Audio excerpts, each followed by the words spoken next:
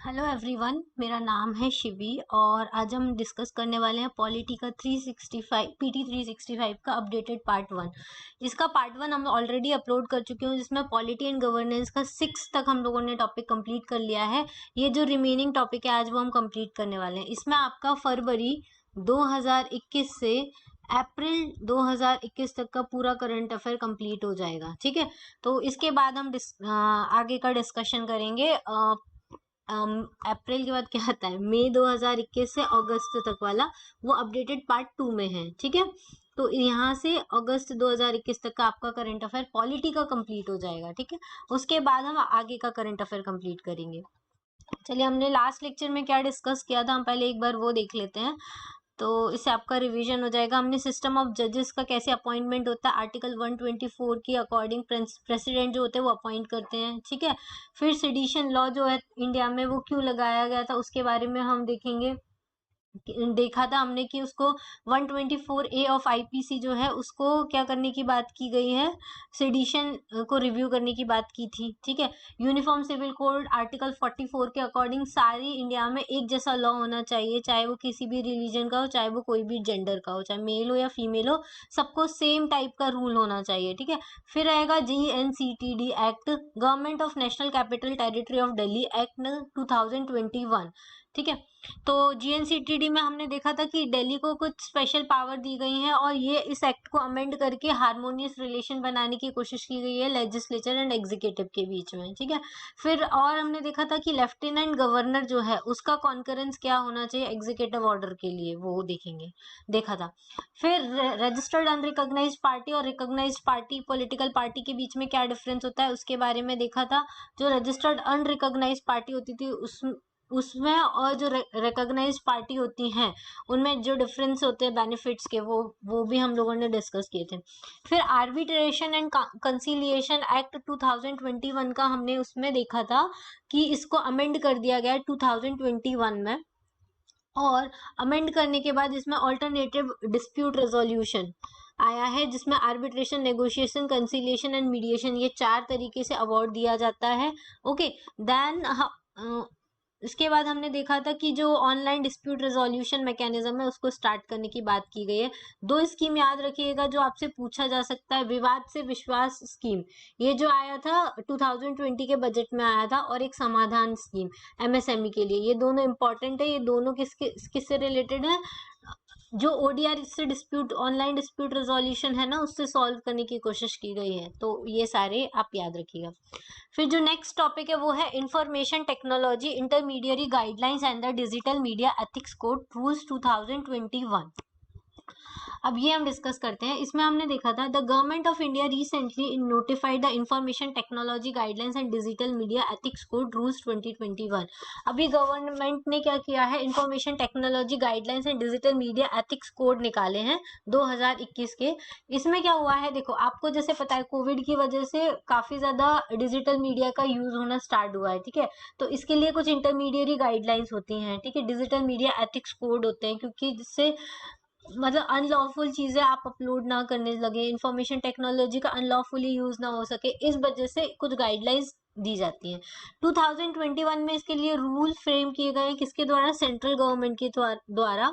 और section 87(2) of the information technology act 2000 in suppression of the earlier information technology rules 2011। ठीक है, section 87 का clause 2 जो है information technology act 2000 rules has been framed by the central government in exercise of powers under section 87 of information technology act 2000। ठीक है, तो इसमें क्या किया है, 2021 में जो रूल्स फ्रेम किए सेंट्रल गवर्नमेंट ने वो section 87 of information technology act 2000 के लिए किए हैं, in suppression of the earlier information technology rules 2011। और जो पहले का रूल था इंफॉर्मेशन टेक्नोलॉजी रूल 2011, उसको सप्रेस किया है। ठीक है, अब ये 3 पार्ट्स में इसके रूल निकाले हैं। पहला जो पार्ट है वो डील करता है important definition of the rules. Second जो पार्ट है वो डील करता है regulation of social media intermediaries के बारे में। थर्ड जो इसी में है बिल भी, और इसको एडमिनिस्टर कौन करेगा, ministry of electronics and information technology. Part 3 में क्या है, provides the codes of ethics and procedure and the safeguard in relation to the digital media and the over the top platforms, online content curated platforms. ठीक है, ये क्या करता है, codes provide करता है एथिक्स एंड प्रोसीजर सेफगार्ड करने के लिए किसके रिलेशन में, डिजिटल मीडिया और ओटीटी प्लेटफॉर्म या ऑनलाइन कंटेंट क्यूरेटेड प्लेटफॉर्म्स के लिए, ठीक है। एथिक्स एंड प्रोसीजर देता है सेफगार्ड करने के लिए। और इसको कौन एडमिनिस्ट्रेट करता है, ministry of information and broadcasting, ठीक है। याद रखिएगा पार्ट 2 में जो सोशल मीडिया इंटरमीडियरीज के लिए रेगुलेशन लाया था वो ministry of electronics and information technology था, लेकिन जो एथिक्स एंड प्रोसीजर कोड लेके आएगा वो कौन है, ओटीटी प्लेटफॉर्म और डिजिटल मीडिया के लिए, वो है ministry of information and broadcasting. Clear है इतना। नेक्स्ट है हमारा guidelines related to social media intermediaries, ठीक है। अब ये क्या होता है, देखो पहले इंपॉर्टेंट डेफिनेशन आपको पता होना चाहिए। डिजिटल मीडिया मतलब डिजिटाइज्ड कंटेंट जिसपे हमको मिलता है ओवर द इंटरनेट, उसको हम बोलते हैं डिजिटल मीडिया, ठीक है। यहाँ पे क्या होता है, जो कंप्यूटर नेटवर्क होता है या इंटरनेट होता है उसमें सारा कंटेंट रिसीव्ड होता है, स्टोर्ड होता है, ट्रांसमिटेड होता है, एडिट होता है और प्रोसेस्ड होता है इंटरमीडियरीज के थ्रू। जो इंटरमीडियरीज होते हैं उनके थ्रू प्रोसेस होता है। या फिर publisher of news and the current affair content होता है, ठीक है, क्यूरेटेड कंटेंट होता है। News and current affairs included newly received और नोट वर्दी कंटेंट इंक्लूडिंग, देखो न्यूज एंड जो करंट अफेयर्स होता है उसमें डेली नया कंटेंट आता है, हमको पता है कि आज का न्यूज है तो आज का नया कंटेंट अपलोड होगा, कल का न्यूज है तो कल का अपलोड होगा, ठीक है। तो नया कंटेंट होता है और वो क्या होता है, एनालिसिस करके आया होता है, स्पेशली अबाउट कोई भी रिसेंट इवेंट्स हुए हैं, ठीक है, socio political, economic, cultural nature में, तो वो सारे इंटरनेट पे अवेलेबल होते हैं और कंप्यूटर नेटवर्क पे अवेलेबल हो जाते हैं, ठीक है।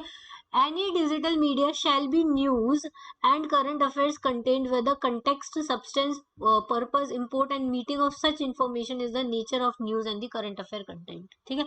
करंट अफेयर में आपको पता है क्या होता है, सोशल मीडिया इंटरमीडियरीज का मतलब क्या होता है, देखो बहुत सारे बच्चों को इसमें डाउट होता है कि ये क्या होता है। तो सोशल मीडिया इंटरमीडियरीज मतलब means an intermediary which primary or solely enables online interaction between two or more users and allow them to create, upload, share, disseminate, modify or access the information using its services। अच्छा, ऐसे intermediaries जो होते हैं वो क्या करते हैं, online interaction करवाते हैं, दो और दो से ज्यादा यूजर का अपना अपलोड जो है वो अपलोड कर सकते हैं, कोई भी चीज क्रिएट कर सकते हैं, शेयर कर सकते हैं, ये सारी चीजें सोशल मीडिया इंटरमीडियरीज। इसके एग्जांपल आपको पता होना चाहिए, आप डे टू डे लाइफ में यूज करते हो, जैसे फेसबुक हुआ, यूट्यूब हुआ, ये सारी चीज क्या है, सोशल इंटरमीडियरीज है, क्योंकि ये क्या करती है, एक इंसान को दूसरे इंसान से कनेक्ट करती है और आपस में जोड़े रखने का काम करती है। और यहीं पे हम सब कुछ अपलोड कर सकते हैं, क्रिएट कर सकते हैं, शेयर कर सकते हैं, तो ये सोशल मीडिया इंटरमीडियरीज में आते हैं, ठीक है। फिर होता है सिग्निफिकेंट सोशल मीडिया इंटरमीडियरीज, इसका मतलब होता है आपके पास नंबर ऑफ रजिस्टर्ड यूजर जो हैं वो एक थ्रेशोल्ड तक पहुंच जाने चाहिए। जो कौन नोटिफाई करता है, सेंट्रल गवर्नमेंट नोटिफाई करती है, ठीक है। सेंट्रल गवर्नमेंट नोटिफाई करेगी, उतने अगर आपके पास यूजर्स हो गए तो वो किस में आएगा, सिग्निफिकेंट सोशल मीडिया इंटरमीडियरीज में आएगा, ठीक है। जो थ्रेशोल्ड होता है एसएसएमआई का, मतलब सिग्निफिकेंट सोशल मीडिया इंटरमीडियरीज का जो थ्रेशोल्ड होता है वो कितना है, 50 लाख होता है, ठीक है, 5 मिलियन रजिस्टर्ड यूजर्स के लिए। ऑनलाइन क्यूरेटेड कंटेंट क्या होता है, means any curated catalogue of audio visual content other than news and the current affairs content and made available on demand. Online curated content मतलब होता है curated catalogue of audio visual content, news and current affairs के अलावा जो भी content available होता है on demand, उसको बोलते हैं हम ऑनलाइन क्यूरेटेड कंटेंट। मतलब हम जैसे गूगल पे सर्च करते हैं वो हमारा क्या होता है, ऑनलाइन क्यूरेटेड कंटेंट होता है, ठीक है।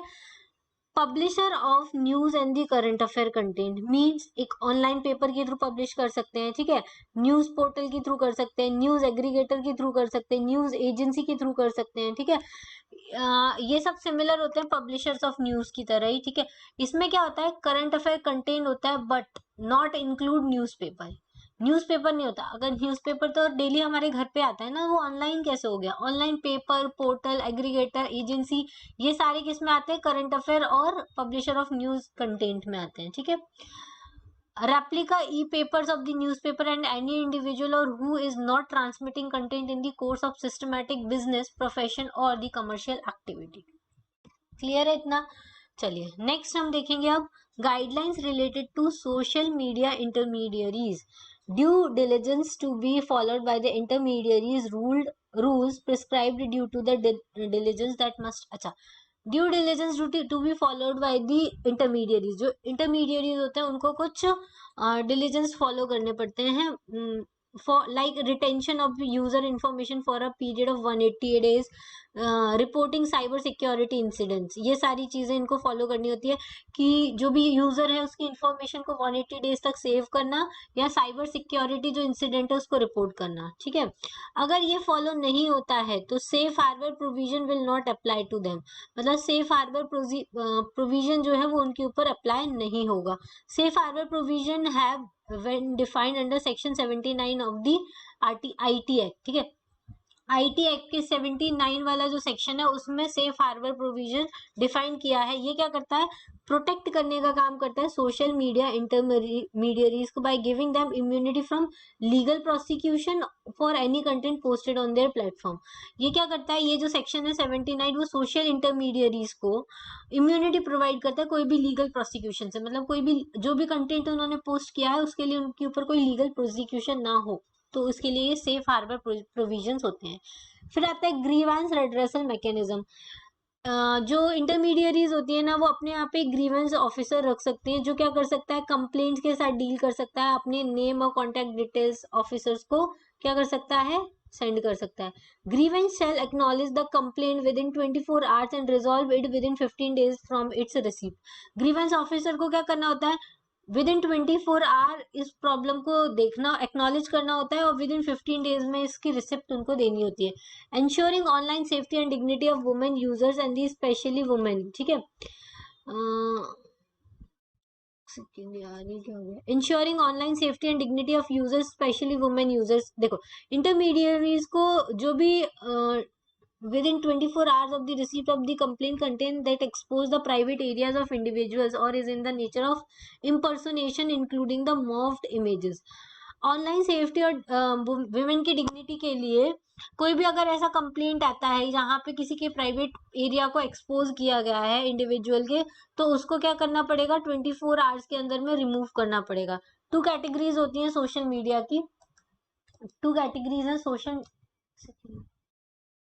वेट दो कैटेगरीज होती हैं सोशल मीडिया इंटरमीडियरीज की, that is social media intermediaries and significant social media intermediaries. हमने देखा था सोशल मीडिया इंटरमीडियरीज जो दो लोगों को दो या दो से ज्यादा लोगों को कनेक्ट करते हैं, सिग्निफिकेंट मतलब जिसमें नंबर ऑफ यूजर्स जो है सेंट्रल गवर्नमेंट डिसाइड कर देती है, ठीक है।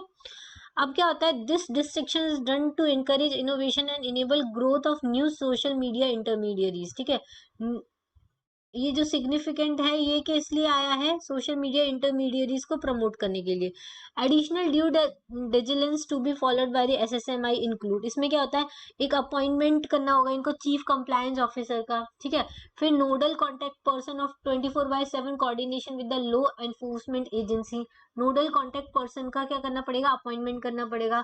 Appointment of resident grievance officers, ठीक है। फिर ग्रीवेंस ऑफिसर क्या करेगा, रिड्रेसल मैकेनिज्म होगा उसका, जो भी प्रॉब्लम और कंप्लेंट है उसको सॉल्व करने की कोशिश करेगा। Publishing a monthly compliance report, monthly compliance report उसको पब्लिश करनी पड़ेगी। Identification of the first originator of the information, जो पहला ओरिजिनेटर है इंफॉर्मेशन का उसको आइडेंटिफाई करना पड़ेगा। अगर कोई गलत न्यूज स्प्रेड होती है तो उसका पहला ओरिजिनेटर कौन है वो पता करना पड़ेगा, ठीक है। that is required only for the purpose of the prevention, detection, investigation, prosecution or the punishment of an offense related to, ठीक है। अगर कोई किसी को पनिश करना है कि कोई ऑफेंस हुआ है तो उसके लिए पर्सन ऑफ ओरिजिनेटर पता होना चाहिए। Publication of a physical contact address in India on its website और मोबाइल ऐप और बोथ, ठीक है। फिजिकल कॉन्टेक्ट एड्रेस जो है वो आपको पब्लिश करना पड़ेगा। Deployment of technology based measure to proactively identify information that depicts any fact, any act or simulation, any form depicting rape, child sexual abuse or the conduct etc। अब जो deployment है technology based major का, उसमें क्या है, proactively identify करना पड़ेगा information को, ठीक है, जिसमें सिमुलेशन किया जाए रेप, चाइल्ड सेक्सुअल अब्यूज या कंडक्ट ऐसा कुछ भी हो सकता है, तो टेक्नोलॉजी बेस्ड मेजर्स लेने चाहिए।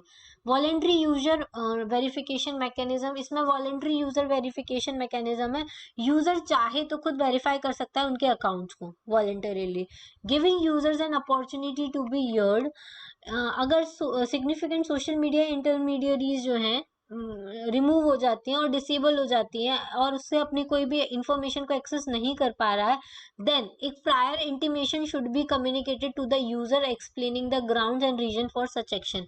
अगर उसके अकाउंट को रिमूव कर लिया जाए तो उसको एक प्रायर इंटीमेशन दिया जाता है कि वो अपना जो भी अपना प्रॉब्लम है उसको एक्सप्लेन कर सके, उसका ग्राउंड बता सके। ठीक है, रिमूवल ऑफ अनलॉफुल इंफॉर्मेशन, अब इंटरमीडियरीज जो है अगर upon receiving order by a court or being notified by the appropriate government or its agency should not host or publish any information which is prohibited under any law in relation to the देखो, removal of unlawful information मतलब क्या होता है, ये जो social intermediaries हैं, अगर कोई भी गवर्नमेंट ऐसा कुछ लॉ लेके आती है, कुछ ऐसी इंफॉर्मेशन पब्लिश करने के लिए प्रोहिबिट किया जाता है जो इंडिया की सोवरेनिटी और इंटीग्रिटी को हर्ट करता है या पब्लिक ऑर्डर को डिसोबे करता है या फ्रेंडली रिलेशन जो है दूसरी फॉरेन कंट्रीज के साथ उनको हार्म करता है, तो ऐसा जो इंफॉर्मेशन है उसको रिमूव कर सकता है। ठीक है, ये किसके पास राइट है, सोशल इंटरमीडियरीज के पास राइट है।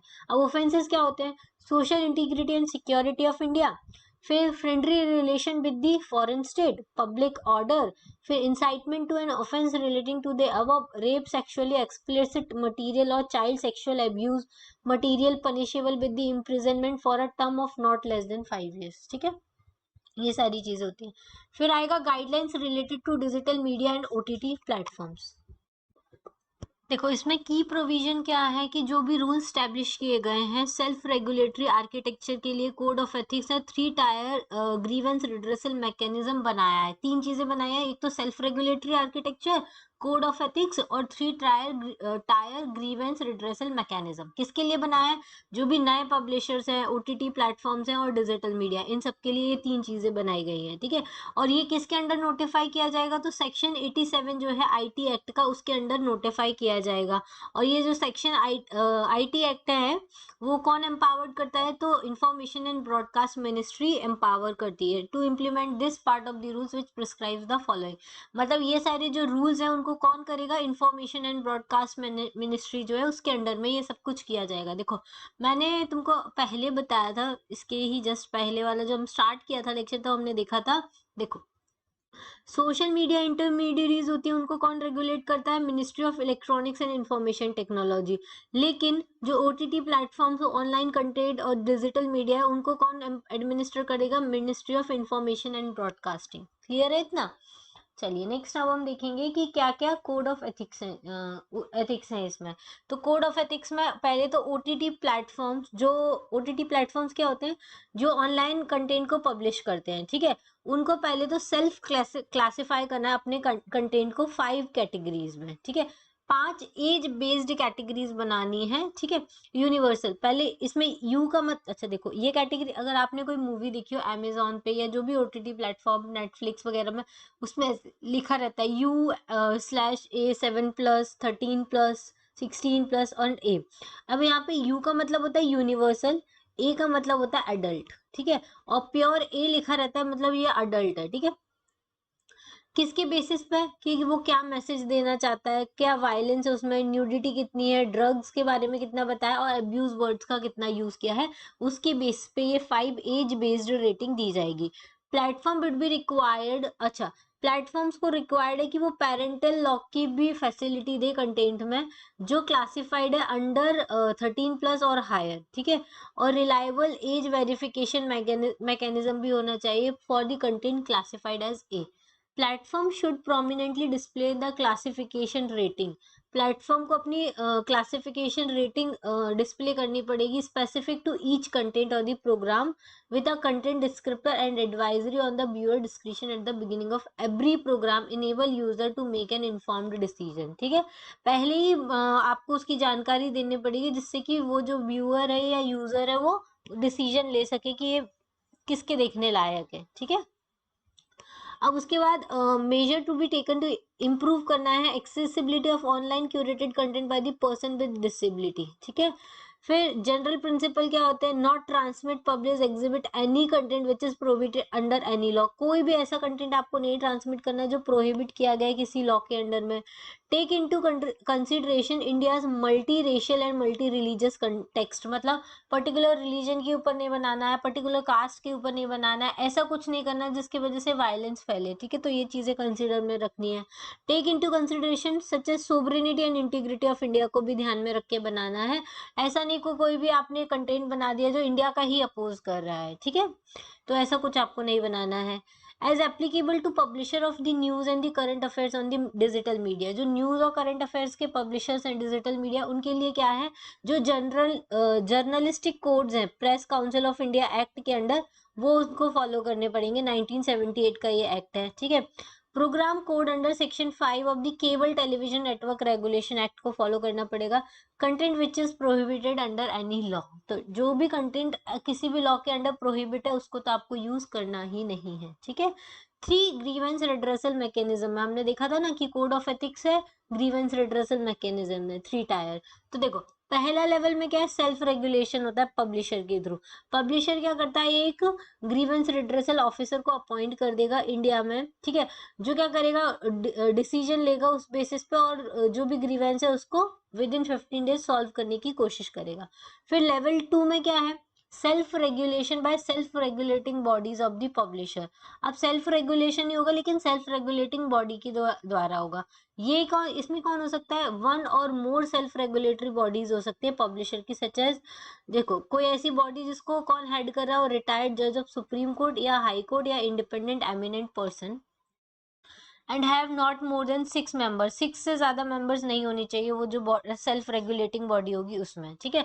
और ये किसके अंदर रजिस्टर्ड होना चाहिए, तो इंफॉर्मेशन एंड ब्रॉडकास्टिंग मिनिस्ट्री के अंदर रजिस्टर्ड होना चाहिए, ठीक है। ओके, लेवल 3 में क्या है, ओवरसाइट मैकेनिज्म आएगा जिसमें इंफॉर्मेशन एंड ब्रॉडकास्ट मिनिस्ट्री जो है वो ओवरसाइट मैकेनिज्म क्या करेगी, फॉर्मुलेट करेगी। क्या करेगी, publish a charter for self regulating body, self regulating body के लिए एक चार्टर बनाएगी जिसमें सारे प्रैक्टिस लिखी होंगी। फिर इशू करेगी order and direction to publisher for the maintenance of the code of ethics, ठीक है। फिर स्टैब्लिश करेगी एक inter department committee for hearing the grievances, समझ में आया। ओवरसाइट मैकेनिज्म करेगी कौन, इंफॉर्मेशन ब्रॉडकास्ट मिनिस्ट्री। इसमें वो क्या करेगी, पहले एक चार्टर इशू करेगी, पब्लिश करेगी सेल्फ रेगुलेटिंग बॉडीज के लिए, उसके बाद उनको ऑर्डर और डायरेक्शन देगी कि उनको कैसे मेंटेन करना है। फिर एक इंटर डिपार्टमेंटल कमिटी बनाएगी जो उनके ग्रीवेंसेस को सुन सके, उनकी कंप्लेंट्स को देख सके, उनको रिकमेंड कर सके, वार्निंग दे सके, सेंश्योरिंग कर सके, एडमोनिशिंग कर सके, रिप्रीमेंडिंग कर सके, ठीक है। ये सारी चीजें करने का काम करेगी ओवरसाइट मैकेनिज्म, ठीक है। ये देखो 3 tyre grievance redressal mechanism. Level 1 में है grievance redressal by publisher, publisher खुद ही करेगा। लेवल 2 में है सेल्फ रेगुलेशन बॉडीज होंगी, ठीक है। लेवल 3 में है सेंट्रल गवर्नमेंट ओवरसाइट मैकेनिज्म, क्योंकि ministry of information and broadcast ministry किस में आएगी, सेंट्रल गवर्नमेंट के अंदर आएगी ना, इस वजह से। अदर रेगुलेशन में blocking of information in case of emergency, अगर कोई इमरजेंसी लगी है तो उसका उस केस में हम ब्लॉक कर सकते हैं इंफॉर्मेशन को। फर्निशिंग ऑफ इंफॉर्मेशन, पब्लिशर है कोई news and current affair content जो बनाता है और operating in the particular territory of India, वो इन्फॉर्म कर सकता है ministry about the detail of its entity.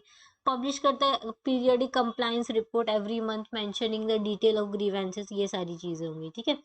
Next है हमारा अनलॉफुल एक्टिविटीज प्रिवेंशन एक्ट। देखो 8 नंबर का टॉपिक है unlawful activities of prevention act 2021। ये न्यूज में क्यों रहा, देखो मिनिस्ट्री ऑफ होम अफेयर्स ने अभी अभी बताया है कि 72% राइज हुआ है number of unlawful activities prevention act के थ्रू अंदर जो केसेस रजिस्टर्ड किए गए हैं 2019 में कंपेयर टू 2015। 2015 के कंपैरिजन में 2019 में जितने केसेस रजिस्टर्ड हुए उसमें 72% राइज है, ठीक है। अब अदर एंटी टेरर लॉज कौन से हैं, ये भी एक एंटी टेरर लॉ है। इसके अलावा 4 और अदर एंटी टेरर लॉज हैं, जैसे कि territorial terrorist disruptive activities prevention act 1987 repealed in 2014। जो terrorist disruptive activities prevention act 2004 का है, prevention of terrorism, Maharashtra control of organisation crime, Gujarat control of terrorism. ठीक है, तो इतना इंपॉर्टेंट नहीं है, ये आप देख लीजिएगा एक बार। Other unlawful activities act 1960 enact क्यों किया जाता है? ये प्रोवाइड करता है more effective prevention of certain unlawful activities of individual and association. ठीक है, ये प्रिवेंशन प्रोवाइड करता है अनलॉफुल एक्टिविटीज से, चाहे वो कोई इंडिविजुअल ने की हो, चाहे किसी एसोसिएशन ने की हो, और ये टेररिस्ट एक्टिविटीज के साथ भी डील करता है। ठीक है, एक्ट ने अनलॉफुल एक्टिविटी को डिफाइन किया है as any action taken by individual और association that leads the secession of the part of the territory of India और question the sovereignty of India और disturb the integrity of India. Unlawful activity मतलब जिससे कोई भी India की कोई भी टेरिटरी का पार्ट जो है वो सीज होता है, या फिर इंडिया की सोवरेनिटी और इंटीग्रिटी हर्ट होती है, तो उसको हम क्या बोलते हैं? अनलॉफुल एक्टिविटी बोलते हैं। इस एक्ट के थ्रू सेंट्रल गवर्नमेंट जो है वो डिक्लेयर कर सकता है एक पर्सन को और एक ऑर्गेनाइजेशन को एज अ टेररिस्ट ऑर्गेनाइजेशन, अगर उसने ये सारा कुछ कमिटमेंट किया हो, अगर वो टेररिज्म में पार्टिसिपेट किया हो, या उसने टेररिज्म प्रिपेयर किया हो, प्रमोट किया हो, अदरवाइज इन्वॉल्व हो टेररिज्म में। ठीक है, it gives power to the central government to impose, एक second, it gives power to the central government to impose all India bans on the association which are declared unlawful under this act. It provides the tribunal to review, to hear or appeal against the ban. मतलब ये central government को power देता है कि आप all India ban लगा सकते हो उस एसोसिएशन पे जिसको अनलॉफुल बताया गया है इस एक्ट के अंदर, और एक ट्रिब्यूनल अपॉइंट कर सकते हैं जो रिव्यू कर सकता है अपील अगेंस्ट द बैन। अगर अपील की जाती है बैन्स के अगेंस्ट में, तो उसकी जो अपील सुनने के लिए कौन होता है? एक ट्रिब्यूनल बनाया जाएगा। अभी किस किस के ऊपर? दोनों इंडियन एंड फॉरेन नेशनल्स दोनों के ऊपर ये चार्ज होता है। ठीक है, if crime is committed on the foreign land outside India, act hold offenders accountable in the same manner। मतलब अगर क्राइम जो है वो फॉरेन लैंड मतलब आउटसाइड इंडिया भी कमिट किया है तो भी उसके ऊपर ये एक्ट जो है वो लगेगा। ठीक है, इस एक्ट के अंदर केसेस को इन्वेस्टिगेट किया जाएगा by the both state police and national investigation agency, दोनों इसको क्या कर सकती हैं? इन्वेस्टिगेट कर सकती हैं। अब अमेंडमेंट हुए हैं यूएपीए में 2004 में हुआ, 2008 में हुआ, 2012 में हुआ, 2019 में हुआ। ठीक है, 2019 में गवर्नमेंट को एम्पावर्ड किया गया to designate individual as terrorist. Earlier only organisation could be designated as the terrorist organisation. ठीक है, ये याद रखना है कि 2019 के अमेंडमेंट में गवर्नमेंट ने ऐड किया है कि इंडिविजुअल को भी आप क्या मान सकते हो? टेररिस्ट मान सकते हो। पहले सिर्फ ऑर्गेनाइजेशन को टेररिस्ट ऑर्गेनाइजेशन बोलकर इसको एक्ट के अंडर लिया जाता था।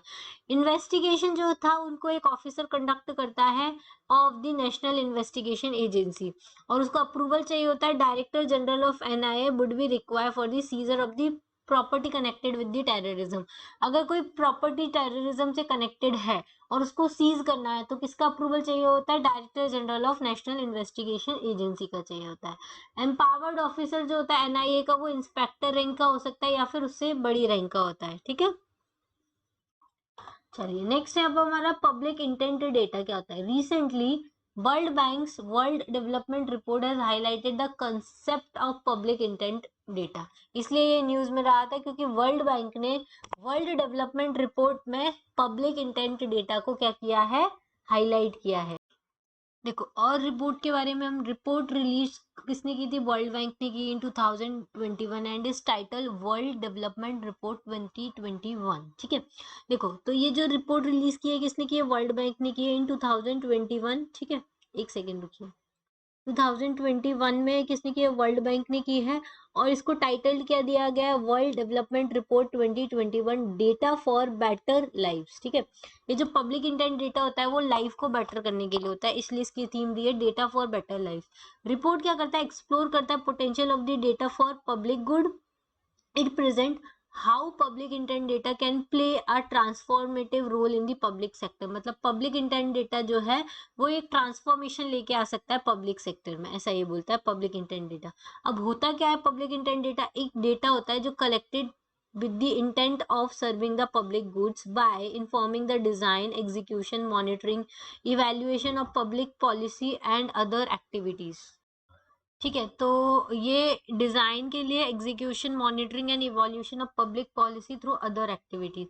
डेटा, ये जो डेटा होता है वो एक्ट कैसे करता है, प्री रिक्विजिट होता है फॉर मैनी गवर्नमेंट फंक्शन के लिए, और इम्प्रूव करता है सोसाइटल वेलबींग्स को। सोसाइटल वेलबींग्स को कैसे इम्प्रूव करेगा, एनहांस करेगा सर्विस डिलीवरी को, प्रायोरिटाइज करेगा स्कार्स जो भी रिसोर्सेज हैं, कौन से रिसोर्सेज को कब कैसे अलोकेट करना है, किसको प्रायोरिटी देनी है उसके हिसाब से, होल्डिंग गवर्नमेंट अकाउंटेबल, गवर्नमेंट को अकाउंटेबल बनाएगा, एंड एम्पावरिंग इंडिविजुअल, और इंडिविजुअल को एम्पावर करेगा। ठीक है, तो इसलिए पब्लिक इंटेंट डेटा इंपॉर्टेंट होता है। अब देखो पब्लिक इंटेंट डेटा के कुछ गैप्स क्या क्या हैं, तो देखो पहला गैप तो है कि डिफिकल्टी है इन एक second, difficulty in using data, unsafe use of data, इनएडिक्वेट coverage of data और पुअर डेटा क्वालिटी। इसके वजह से जो पब्लिक इंटेंट डेटा होता है ना उसमें गैप आ जाते हैं। Types of public intent data कौन कौन से होते हैं, एडमिनिस्ट्रेटिव डेटा जैसे कि birth, marriage, death record, data from identification system, population, health, education and tax records. ठीक है, ये एडमिनिस्ट्रेटिव डेटा होता है। सेंसस से जो डेटा मिलता है वो systematically enumerated record information about entire population of interest. Sample surveys में smaller representative sample of entire population, citizen generated and the machine generated data, geospatial data related multiple layers of information based on their geographical locality. ठीक है, geographical locality के हिसाब से जो data collect होता है। अब नेक्स्ट न्यूज है ओसीआई कार्ड के बारे में, ओवरसीज सिटीजन ऑफ इंडिया। पहले तो आपको पता होना चाहिए ओवरसीज सिटीजन ऑफ इंडिया होते कौन है, ऐसे इंडियंस जो आउट ऑफ इंडिया रहते हैं लेकिन उनके पास इंडिया की सिटीजनशिप है, तो उसको हम बोलते हैं ओवरसीज सिटीजन ऑफ इंडिया। ठीक है, ठीक है। Centres eased norms for the reissue of the overseas citizen of India card. Reissue करने के लिए जो पहले नॉर्म्स थे overseas citizen of India card के, वो चेंज किए गए हैं। मोर ऑन न्यूज, न्यूज में क्यों है, currently OCI card is required to be reissued each time a new passport is issued up to 20 years of age or once after completing the 50 years of age in view of the biological changes in the face of the applicant। पहले कैसा होता था, OCI card जो था उसको reissue करने के time पे जब भी पासवर्ड को रीइशू किया जाएगा अप टू 20 इयर्स, उसको क्या करना पड़ेगा, रीइशू करना पड़ेगा ओसीआई कार्ड को। और फिर जब 50 इयर्स का हो जाएगा तो 50 इयर्स में क्या होता है, बायोलॉजिकल चेंजेस आते हैं बॉडी में, तो उसकी वजह से 50 इयर्स की एज में फिर वापस से एक बार क्या करेंगे, रीइशू करेंगे। लेकिन इसको हटा दिया गया है, अब क्या कर दिया है, OCI card has to be reissued only once when a new password is issued after completing the 20 years of age। अब कोई एक ही बार रीइशू करने की जरूरत पड़ेगी जब आप नया पासपोर्ट इशू करवाते हो 20 साल की एज कंप्लीट होने के बाद। री इशुएंस कराने की जरूरत नहीं होती है 50 इयर्स एज के बाद। अब होते कौन है ओवरसीज सिटीजन ऑफ इंडिया, देखो उसके बारे में देखते हैं। ओवरसीज सिटीजन ऑफ इंडिया होते हैं a person interest registered as OCI card holder under section 7A of the Citizenship Act 1995। अब एलिजिबिलिटी क्या होती है, अब foreign national who, foreign national मतलब जो फॉरेन में रहते हैं, was eligible to be a citizen of India on 26 January 1950। ऐसे फॉरेन नेशनल जो एलिजिबल थे सिटीजन ऑफ इंडिया के 26 जनवरी 1950 तक, या फिर वो चाइल्ड है, ग्रैंड चाइल्ड है या ग्रेट ग्रैंड चाइल्ड है ऐसे सिटीजन का, या वो स्पाउस है सिटीजन ऑफ इंडिया का, और या OCI कार्ड होल्डर है विद सर्टेन कंडीशन। किसको अलाउड नहीं है, कौन एलिजिबल नहीं है OCI के लिए, तो आपको गैस कर लेना चाहिए। जो पाकिस्तान के सिटीजन है, बांग्लादेश के सिटीजन है, या ऐसी कोई भी कंट्री जिसको सेंट्रल गवर्नमेंट नोटिफाई करती है, वो सब एलिजिबल नहीं है OCI कार्ड को होल्ड करने के लिए। अब बेनिफिट क्या होते हैं इस कार्ड के मिलने पर, मल्टीपल एंट्री और लाइफ लॉन्ग वीजा मिल जाता है इंडिया को विजिट करने के लिए किसी भी पर्पज से। ठीक है, कोई भी रजिस्ट्रेशन नहीं कराना पड़ता आपको, कितने भी टाइम इंडिया में आप रह सकते हो। Parity with NRIs, parity with NRIs में क्या होता है, financial, economic and educational fields accept in the acquisition of the, देखो इनको फाइनेंशियल फ्रीडम रहती है, इकोनॉमिक एजुकेशनल फील्ड में रहती है, लेकिन ये किसी एग्रीकल्चर लैंड या प्लांटेशन लैंड को एक्वायर नहीं कर सकते हैं। इंटर कंट्री अडॉप्शन अलाउड होता है इंडियन चिल्ड्रंस का। ठीक है, फिर उसके बाद परसुइंग प्रोफेशन कौन कौन से कर सकते हैं, डॉक्टर हो सकते हैं, डेंटिस्ट हो सकते हैं, नर्सेज हो सकती है, फार्मासिस्ट हो सकते हैं और एडवोकेट्स होते हैं। अब ये अपीयर किसके लिए होते हैं? All India pre medical test के लिए ये अपीयर हो सकते हैं। Parity with the Indian nationals के साथ क्या पैरिटी है इनकी? तो air fare tariffs, domestic travel, entry fees, national parks में, वाइल्ड लाइफ सेंचुरीज में, इन सब में इनको कम रहती है। फिर restriction on OCI card holder, OCI card holder की रिस्ट्रिक्शन क्या है? स्पेशल परमिशन रिक्वायर्ड होती है टू रिसर्च वर्क के लिए, इंटर्नशिप करने के लिए, और एम्प्लॉयमेंट होना चाहिए एनी फॉरेन डिप्लोमेटिक मिशन के लिए। कोई भी मिशनरीज, माउंटेनियरिंग और जर्नलिज्म एंड तबलीग एक्टिविटीज ये नहीं कर सकते without prior permission. Required protected area permit और रिस्ट्रिक्टेड एरिया परमिट चाहिए होती है। Place falling in the permit area वाले मतलब जो प्रोटेक्टेड एरिया, जैसे हमने डिस्कस किया था एक लेक्चर में कि इनर लाइन परमिट वाले जो एरिया होते हैं वहां पे फॉरेनर्स को रेस्ट्रिक्टेड प्रोटेक्टेड एरिया परमिट या रिस्ट्रिक्टेड एरिया परमिट रिक्वायर्ड होता है, तभी उनको एंट्री मिलती है। और वोट देने का इनको राइट नहीं होता है। Can not hold constitutional post, constitutional post को भी ये होल्ड नहीं कर सकते हैं, ठीक है। Not entitled for the appointment to the public services, यहाँ पे कोई भी पब्लिक सर्विसेज के लिए इनको अपॉइंट नहीं किया जा सकता। समझ में आया? मतलब वोट करने का राइट नहीं है, कॉन्स्टिट्यूशनल पोस्ट इनको नहीं मिल सकती, जैसे प्रेसिडेंट, प्राइम मिनिस्टर इनकी इलेक्शन नहीं लड़ सकते हैं, पब्लिक सर्विसेज में इनकी अपॉइंटमेंट नहीं मिल सकती है, ना ही एग्रीकल्चर लैंड होल्ड कर सकते हैं, ना ही प्लांटेशन। सिर्फ इनको आजादी क्या होती है कि इंडिया में कितनी भी बार आ सकते हैं, किसी भी मल्टीपल एंट्री, मतलब बॉम्बे की इंटरनेशनल फ्लाइट से भी आ सकते हैं, दिल्ली की इंटरनेशनल फ्लाइट से भी आ सकते हैं, सी रूट से भी आ सकते हैं, एयर रूट से भी आ सकते हैं, ठीक है। और कितने भी टाइम इंडिया में स्टे कर सकते हैं। ये ओसीआई कार्ड होल्डर का स्कीम था। अब अदर इंपॉर्टेंट न्यूज देखो, अदर इंपॉर्टेंट न्यूज में है पहला, governing council of NITI Aayog. Recently जो 6th मीटिंग हुई governing council of NITI Aayog बनी है, उसमें जिसके चेयरमैन कौन होते हैं? प्राइम मिनिस्टर होते हैं। अब ये जो काउंसिल होती है वो मेनली क्या काम करती है? इंडिया के manufacturing power house such as reducing compliance burden, initiating reform at the state level, logistic को इम्प्रूव करने की बातें करते हैं, प्रमोट करते हैं एक्सपोर्ट को through the district level, competition and jobs creation, इन सब के ऊपर ये काउंसिल जो होती है वो क्या करती है? अलग अलग स्टेप्स लेती है। अब governing council of NITI Aayog में कौन होता है, इसका कंपोजिशन क्या होता है, ये एग्जाम में पूछा जाता है। इसमें होता है प्राइम मिनिस्टर ऑफ इंडिया होते हैं, ठीक है। फिर होते हैं सारे chief minister of all the states, देखो ये याद रखना, prime minister of India, chief minister of all the states and union territories of the legislature, lieutenant governors of the UTs, ex officio members and the special invitees होते हैं। समझ में आया? देखो पीएम तो होते ही हैं, सीएम मान लो सारे स्टेट्स के, जितनी यूनियन टेरिटरीज है लेजिस्लेचर वाले उनके भी सीएम होते हैं, और लेफ्टिनेंट गवर्नर होते हैं जिनमें स्टेट लेजिस्लेटिव असेंबली नहीं होती है, और एक्स ऑफिशियो मेंबर्स और स्पेशल इनवाइटीज ये सारे लोग होते हैं, ठीक है। फंक्शन क्या होता है? ये एक प्लेटफॉर्म प्रोवाइड करता है जहां पे intersectoral, inter departmental and the federal issues को डिस्कस किया जाता है, जिससे कि नेशनल डेवलपमेंट एजेंडा को एक्सीलरेट किया जा सके, ठीक है। अब ये जो नीति आयोग होता है वो क्या करता है? Fostering cooperative federalism through the structured support initiative and the mechanism with the state. इसमें क्या होता है? सारे स्टेट साथ में आते हैं, तो कोऑपरेटिव फेडरलिज्म मतलब स्टेट के साथ कोऑपरेट करके डिसीजन लिया जाता है। और इसी का ही प्रिंसिपल जो प्रधानमंत्री मोदी जी ने दिया था वो था सबका साथ, सबका विकास एंड सबका विश्वास, ठीक है। सबको साथ लेके चलना है, उसको बोलते हैं कोऑपरेटिव फेडरलिज्म। नेक्स्ट जो न्यूज है वो है डेमोक्रेसी इंडेक्स के बारे में। डेमोक्रेसी इंडेक्स क्या होता है?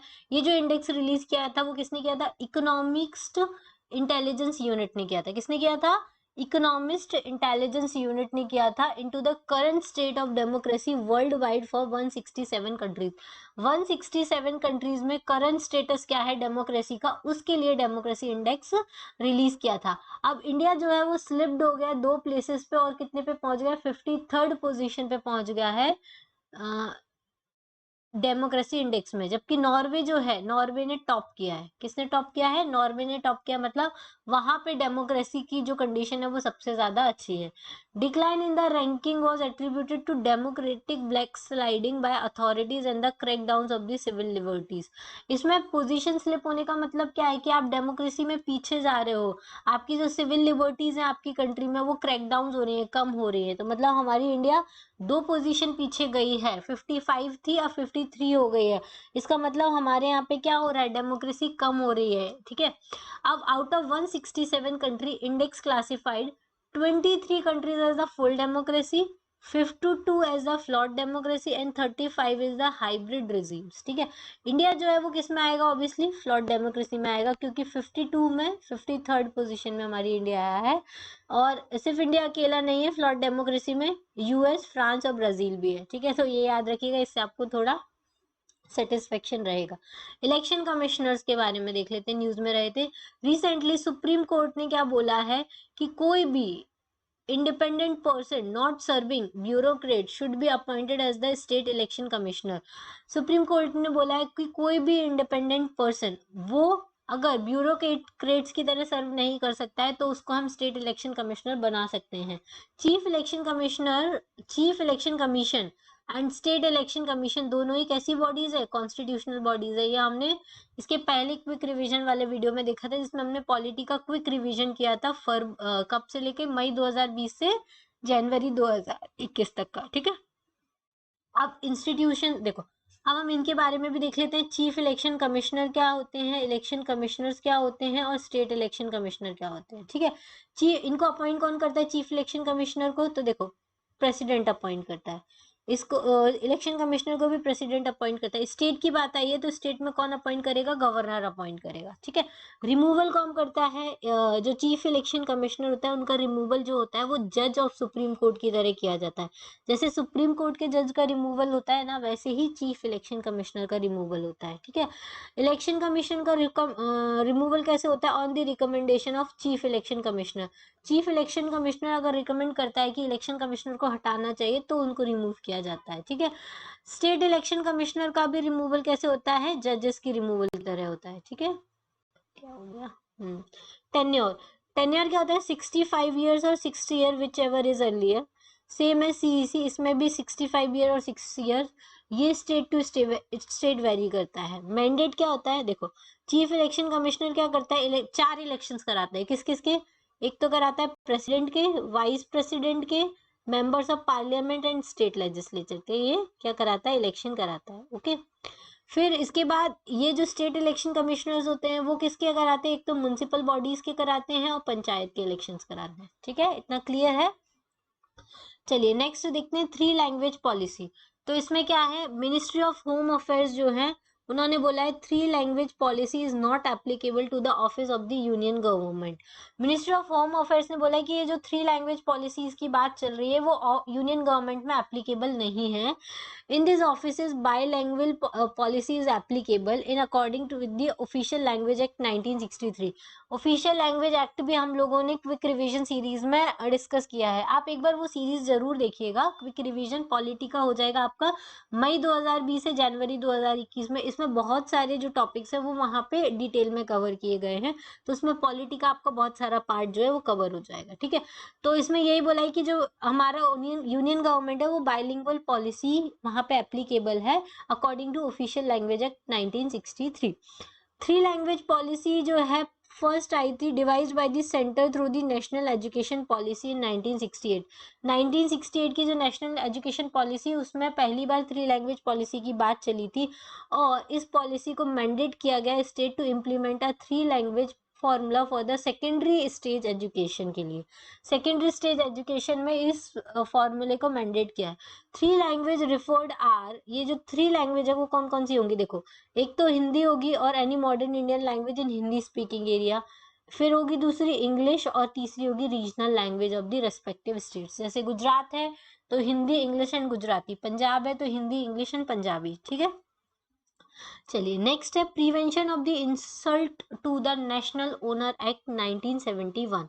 इसमें क्या हुआ था, एक केस फाइल किया गया था under the act for draping the try colour over the body of farmer who had died during the farmers agitation. आपको पता है कि दिल्ली में अभी फार्मर्स एजिटेशन चल रहा है, उसमें से एक फार्मर की डेथ हो गई थी तो उसको क्या किया था, जो हमारा तिरंगा है ना उसमें ड्रैप करके उसकी बॉडी को ले जाया गया था। तो इसी के अगेंस्ट में ये केस फाइल किया गया था। उसमें बोला गया था एक्ट पीनलाइज द डिस्क्रिशन और to insult of Indian national symbol. तो ये बोला गया था ये जो एक्ट है ये इंसल्ट है इंडियन नेशनल सिंबल की, जैसे कि national flag, constitution, national anthem, India map, contempt of constitution of India, इसके अंडर में आएगा। क्यों, क्योंकि इसने इंडियन नेशनल फ्लैग को रिस्पेक्ट किया है। कैसे, क्योंकि नेशनल फ्लैग का जो ड्रैप होता है वो सिर्फ स्टेट फ्यूनरल के लिए या आर्म्ड फोर्सेस के लिए या अदर पैरामिलिट्री फोर्सेस के लिए ही एप्लीकेबल है, किसी और के लिए एप्लीकेबल नहीं है। सिर्फ जो स्टेट फ्यूनरल्स मतलब जो प्राइम मिनिस्टर, प्रेसिडेंट, इन लोगों के लिए होता है, या आर्म्ड फोर्सेस के लिए होता है, या अदर पैरामिलिट्री फोर्सेस के लिए एप्लीकेबल है। State funerals held when peoples are holding और have held office of president, vice president, prime minister, cabinet minister और chief minister who pass away. ठीक है, ये सारे लोगों के लिए होता है, PM, CM, cabinet ministers, president and vice president के लिए। Flag code of India 2002 which deals with the laws, practices and the conventions that apply to display of the national flag also state the same on draping flag over the body. Also, fundamental duties prescribes to abide by the constitution and respect its ideal and the institution, the national flag and the, देखो article 51A जो fundamental duties add की गई थी उसमें भी ये बोला है कि हमको अपनी कॉन्स्टिट्यूशन का, अपने नेशनल फ्लैग का, नेशनल एंथम का, इन सब का रिस्पेक्ट करना है और इनका जो यूज है वो भी बाउंड किया गया है। ठीक है, आउटकम बेस्ड बजट, झारखंड जो है वो पहली बार आउटकम बेस्ड बजट लेकर आया है। आउटकम बेस्ड बजट मतलब क्या होता है, outcomes of all the government programmes and whether the money has been spent for the purpose it was sanctioned. मतलब जो भी आउटकम बेस्ड बजट मतलब क्या होता है, जितने भी गवर्नमेंट प्रोग्राम्स होते हैं उनमें जो मनी स्पेंड हुई है वो सैंक्शन हुई है क्या नहीं हुई है, उसके बेस पे ये बजट होता है। Under this, each ministry handling a sector is required to present a preliminary outcome budget to the Ministry of Finance and which compiles them. This helps in establishing the correlation between outlay, output and the outcome of budget. ये help करता है correlation establish करने में between outlay, output and the outcome of budget. Outlay क्या होता है, amount that is provided for a given scheme of project. Output क्या होता है, measurable product of programme activities expressed in the physical terms.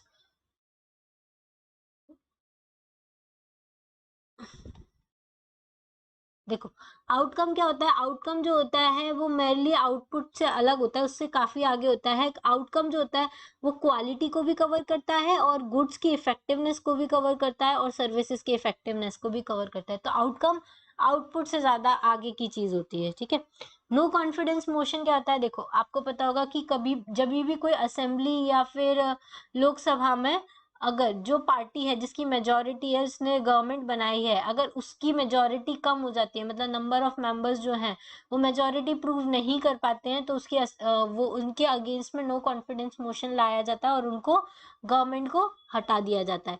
तो same Haryana government में भी no confidence motions आया असेंबली में। Constitution does not mention about either a confidence और no confidence motion. ये नो कॉन्फिडेंस मोशन के बारे में कॉन्स्टिट्यूशन में मेंशन नहीं है। ये कहाँ पे मेंशन है, rules of procedure framed provide for the no confidence motion. Article 164 का क्लॉज 2 प्रोवाइड करता है collective responsibility of the council of minister to the legislative assembly. देखो दो रिस्पॉन्सिबिलिटी होती है, कलेक्टिव रिस्पॉन्सिबिलिटी, एक इंडिविजुअल रिस्पॉन्सिबिलिटी। जैसे लोकसभा में भी होती है, जो कलेक्टिव रिस्पॉन्सिबिलिटी होती है वो किसके लिए होती है, लोकसभा के लिए होगी। किसके लिए होगी, एक सेकंड लिखिए, जो कलेक्टिव रिस्पॉन्सिबिलिटी होती है वो लोकसभा के लिए होती है और जो इंडिविजुअल रिस्पॉन्सिबिलिटी होती है वो प्रेसिडेंट के लिए होती है। क्लियर है इतना। और ऐसे ही स्टेट में भी जो काउंसिल ऑफ मिनिस्टर्स होते हैं उनकी कलेक्टिव रिस्पॉन्सिबिलिटी किसके लिए होती है, लेजिस्लेटिव असेंबली के लिए होती है। और इंडिविजुअल रिस्पॉन्सिबिलिटी जो होती है वो गवर्नर के लिए होती है, क्योंकि ये इनको अपॉइंट करते हैं, प्रेसिडेंट अपॉइंट करते हैं इसलिए उसके लिए रिस्पॉन्सिबल है, गवर्नर अपॉइंट करते हैं इसलिए उनके लिए रिस्पॉन्सिबल है। ठीक है, इफ मेंबर ऑफ असेंबली, देखो if any member of assembly feel that the government in power does not have a majority can move a non confidence motion। अगर किसी भी मेंबर को लगता है असेंबली में कि जो गवर्नमेंट है उसके पास प्रॉपर मेजोरिटी नहीं है तो उसके लिए वो नो कॉन्फिडेंस मोशन लेके आ सकता है। ठीक है, और उसके लिए उनको कोई भी रीजन देने की जरूरत नहीं होती है। ठीक है, जो नो कॉन्फिडेंस मोशन होता है वो पूरे एंटायर काउंसिल ऑफ मिनिस्टर के अगेंस्ट आता है। देयर इज अ वेरिएशन, यहाँ पे एक वेरिएशन है स्टेट और यूटीज में relating to the support of the members required to admit for देखो यहाँ पे कोई सपोर्ट रिक्वायर्ड नहीं होता लेजिस्लेटिव असेंबली में, लेकिन लोकसभा में 50 मेंबर्स को सपोर्ट रिक्वायर्ड होता है नो कॉन्फिडेंस मोशन लाने के लिए। स्पीकर जब one satisfied that the motion is in order will ask the house if the motion can be adopted. जो स्पीकर होता है प्रिजाइडिंग ऑफिसर, वो डिसाइड करता है कि हाँ ये मोशन जो है वो सेटिस्फाइड होना चाहिए, कि हाँ ये जो मोशन है वो ऑर्डर में लाना चाहिए। अगर ये मोशन ऑर्डर में आता है तो वो हाउस से पूछता है कि मोशन अडॉप्ट किया गया है। अगर मोशन को एक्सेप्ट करता है देन पार्टी जो है उसको प्रूव करना होता है उसकी मेजोरिटी। अगर वो मेजोरिटी को प्रूव कर देता है तो वो मोशन में, तो वो पार्टी वापस से पावर में आ जाती है। अगर वो मोशन प्रूव नहीं करता है और नो कॉन्फिडेंस मोशन पास हो जाता है तो जो काउंसिल ऑफ मिनिस्टर है उसको रिजाइन करना पड़ेगा अपने ऑफिस से। समझ में आया? चलिए नेक्स्ट है इलेक्टोरल बॉन्ड्स के बारे में।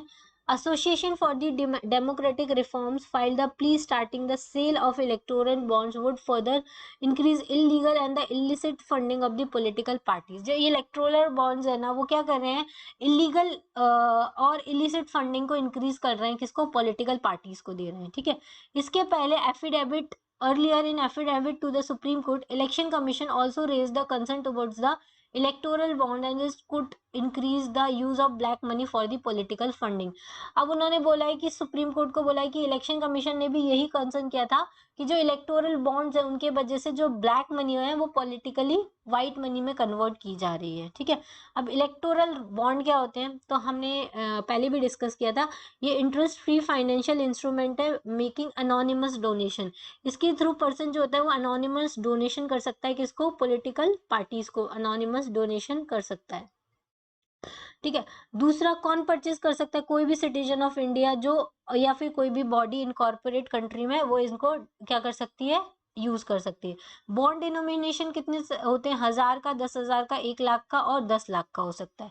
When may such bonds be brought, तो अवेलेबल फॉर द परचेस, ये 10 दिन के लिए अवेलेबल होते हैं जनवरी में, अप्रैल में, जुलाई में और अक्टूबर में। इन 4 मंथ में ये बॉन्ड्स जो होते हैं वो अवेलेबल होते हैं परचेस करने के लिए।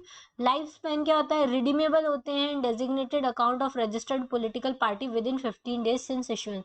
जिस दिन से इशू होता है उसके 15 दिन के अंदर पॉलिटिकल पार्टी के रजिस्टर्ड अकाउंट में ये पहुंच जाते हैं। Which political parties are eligible, कौन सी पॉलिटिकल पार्टी एलिजिबल है, ऐसी पॉलिटिकल पार्टीज जिसने 1% वोट सिक्योर किया है लास्ट लोकसभा या स्टेट असेंबली इलेक्शंस में, वो इस पॉलिटिकल पार्टीज डोनेशन के लिए एलिजिबल हैं, ठीक है। अब ये तो हमारा टॉपिक कंप्लीट हो गया। इराटा, इराटा है मतलब वो जो मई 2020 से जनवरी 2021 तक की जो पीटी लॉन्च हुई थी उसमें कुछ एरर्स थे। तो पहला जो आर्टिकल में बेसिक स्ट्रक्चर वाला जो था वहां पे एक डॉक्ट्राइन दिया हुआ था बेसिक स्ट्रक्चर का, तो उसमें जो शंकरी प्रसाद केस था ना उसका जो केस दिया हुआ था 1961 का, लेकिन करेक्ट ईयर जो है वो 1951 है, ये आप करेक्ट कर लीजिएगा। Borrowing power of central and state government में उन्होंने आर्टिकल 292 मेंशन किया था, जबकि करेक्ट आर्टिकल जो है वो 293 है। अब mechanism to investigate charges against supreme court जज, इसमें भी इन्होंने क्या किया था, मेंशन किया था removal proceeding article 124 of the constitution, जबकि करेक्ट इन्फॉर्मेशन है कि जो रिमूवल प्रोसीजर है जज का वो आर्टिकल 124 में है, बट डिटेल्ड प्रोसीजर जो है वो किसके मेंशन्ड है, जजेस इंक्वायरी एक्ट 1968 में मेंशन है, ठीक है। इंटरनेट शटडाउन के केस में भी बोला था कि infographic title provision regarding the internet shutdown में, ये रिव्यू कमेटी के बारे में, सेंट्रल लेवल पे कौन होता है, स्टेट लेवल पे क्या कौन होता है, उसके बारे में हमने देखा था। अब स्मार्ट क्विज आपका ये पॉलिटी कंप्लीट हो गया तो आप उसका स्मार्ट क्विज दे सकते हो जिसमें आपको क्वेश्चन फ्रेमिंग का पता चल जाएगा, ठीक है। तो अभी तक हम लोगों ने जो भी डिस्कस किया है एक बार रिवाइज कर लेते हैं, क्विक रिवीजन कर लेते हैं, जिससे कि जो भी पढ़ा है वो आपको क्या हो जाए, रीस्टोर हो जाए।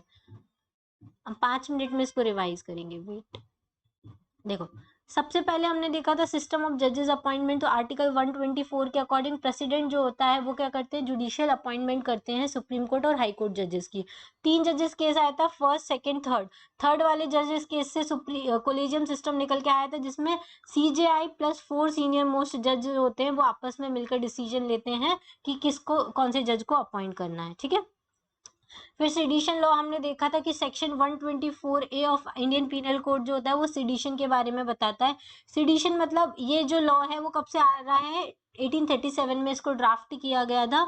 मेनली ये जो लॉ ड्राफ्ट किया गया था वो कोई भी ऑफेंस कमिट होता है, पर्सन कमिट करता है या उसकी वजह से हेट्रेड फैलता है या कोई ऐसी डिसअफेक्शन होता है टुवर्ड्स द गवर्नमेंट, तो उसके लिए ये जो लॉ आया था वो आया था ब्रिटिश एरा का लॉ है, ठीक है।